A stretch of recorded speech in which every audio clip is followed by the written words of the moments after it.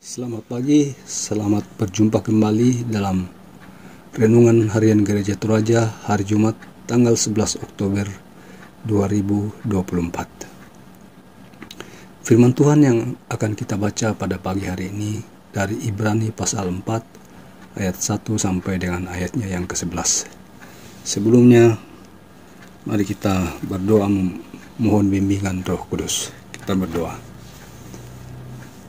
Ya Allah, ya Tuhan kami, Allah yang kami sapa Bapa di dalam Yesus Kristus, kami mengucap syukur dan berterima kasih kepada-Mu pada pagi yang indah ya Bapa, atas kasih dan penyertaan Tuhan yang selalu nyata dalam hidup kami. Teristimewa ya Tuhan, pada pagi hari ini kami akan membaca dan merenungkan firman-Mu. Tuntun kami dengan Roh Kudus-Mu ya Tuhan, sehingga kami dimampukan untuk memahami firman-Mu, untuk kami jalankan dalam kehidupan kami hari lepas hari. Berfirmanlah ya Tuhan, karena kami anak-anak-Mu siap mendengarkan firman-Mu. Di dalam nama Yesus kami berdoa. Amin. Ibrani pasal 4 ayat 1 sampai dengan ayatnya yang ke-11. Firman Tuhan berkata demikian. Sebab itu, baiklah kita waspada supaya jangan ada seorang pun di antara kamu yang dianggap ketinggalan, sekalipun janji akan masuk ke peristirahatannya masih berlaku. Karena kepada kita diberitakan juga kabar kesukaan sama seperti kepada mereka. Tetapi firman yang didengar itu tidak berguna bagi mereka, karena mereka tidak dipersatukan dalam iman dengan orang-orang yang mendengarkannya. Sebab kita yang beriman akan masuk ke peristirahatan seperti yang dikatakannya, sehingga aku bersumpah dalam murkaku, mereka tidak akan masuk ke peristirahatanku, sekalipun pekerjaannya sudah selesai sejak dunia dijadikan. Sebab tentang hari ketujuh pernah dikatakan di dalam suatu nas, Allah beristirahat pada hari ketujuh dari segala pekerjaannya. Dalam nas itu kita baca lagi, mereka tidak akan masuk ke peristirahatanku. Jadi sejumlah orang sudah jelas akan masuk ke peristirahatan itu, sedangkan mereka yang kepadanya lebih dahulu diberitakan kabar kesukaan itu tidak masuk karena mereka tidak taat. Karena itu ia menetapkan lagi suatu hari, yaitu hari ini, ketika ia berfirman dengan perantaraan Daud jauh di kemudian hari, seperti dikatakan di atas. Pada hari ini, jika kamu mendengar suaranya, janganlah keraskan hatimu. Sebab andai kata Yosua telah membawa mereka masuk ke peristirahatan, pasti Allah tidak akan berkata-kata kemudian tentang suatu hari yang lain. Jadi masih tersedia suatu hari perhentian, yaitu Sabat bagi umat Allah. Sebab siapa saja yang telah masuk ke peristirahatannya, ia sendiri telah berhenti dari segala pekerjaannya, sama seperti Allah berhenti dari pekerjaannya. Karena itu, baiklah kita berusaha masuk ke peristirahatan itu, supaya jangan seorang pun jatuh karena mengikuti contoh ketidaktaatan yang sama. Demikian firman Tuhan. Renungan kita pada pagi hari ini berjudul Undangan Allah dan Respon Manusia. Petambana puang sia pebalinna tulino. Kita sudah terbiasa menerima undangan untuk menghadiri acara, entah tertulis maupun lisan.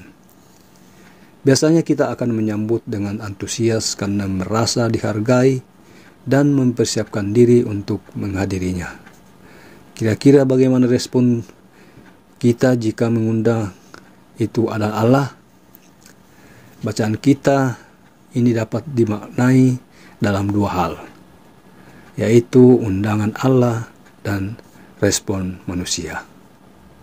Allah senantiasa mengundang manusia untuk masuk ke dalam persekutuan umat percaya dan untuk mengambil bagian dalam perhentiannya. Kata perhentian berasal dari kata Yunani, kata pausis, yang berarti tempat beristirahat. Merujuk pada tradisi perjanjian lama, hari perhentian atau beristirahat adalah hari ketujuh, mengikuti pola penciptaan di mana pada hari ketujuh Allah berhenti atau beristirahat dari aktivitas menciptakan kehidupan. Pola ini dimaknai secara baru dalam Perjanjian Baru. Perhentian Tuhan dikaitkan dengan ajaran tentang hal-hal akhir, kesudahan dari segala sesuatu. Tuhan menyediakan tempat sekaligus mengundang siapa saja untuk masuk ke dalam perhentiannya. Tetapi respon manusia atas undangan tersebut juga sangat penting. Penulis Ibrani mengingatkan umat jangan sampai ada yang ketinggalan. Selain itu, ditegaskan pula bahwa tidak semua yang mendengar firman-Nya masuk ke dalam perhentiannya, kecuali orang yang mendengar dan meresponnya dengan hidup beriman. Bacaan ini tidak dimaksudkan sebagai petunjuk-petunjuk praktis tentang respon manusia atas undangan Allah, melainkan teguran dan pengingat agar tidak mengeraskan hati dan selalu hidup dalam ketaatan. Marilah kita merenungkan undangan Allah tersebut dan meresponnya sesuai dengan konteks kehidupan kita masing-masing. Amin. Mari kita berdoa. Ya Allah, Tuhan kami bersyukur dan berterima kasih kepada-Mu atas firman-Mu yang telah Engkau perdengarkan kepada kami lewat hamba-Mu. Allah mengundang kami dan merespon undangan Allah, sehingga kami boleh masuk ke dalam peristirahatan bersama-sama dengan Tuhan. Pada pagi yang indah ini ya Tuhan, kami bersyukur bersama jemaat-Mu yang berulang tahun, baik itu yang berulang tahun pernikahan dan ulang tahun pertambahan usia. Sempurnakanlah ya Tuhan sukacita jemaat-Mu karena Engkau hadir bersama-sama dengan mereka. Kami berdoa juga untuk anak-anak kami dalam bangku pendidikan, mulai dari pendidikan paling rendah sampai kepada perguruan tinggi. Kau berikan hikmat ya Tuhan kepada anak-anak kasih kami, sehingga anak-anak kami menjadi anak-anak yang takut kepada Tuhan dan mampu menyelesaikan pendidikannya karena kuasa dan pertolongan-Mu. Kami berdoa juga untuk jemaat-Mu yang dalam kelemahan tubuh. Kau hadir, Kau berkati setiap usaha yang dilakukan, baik lewat itu obat-obatan, para medis, para dokter, sehingga jemaat-Mu mengalami pemulihan.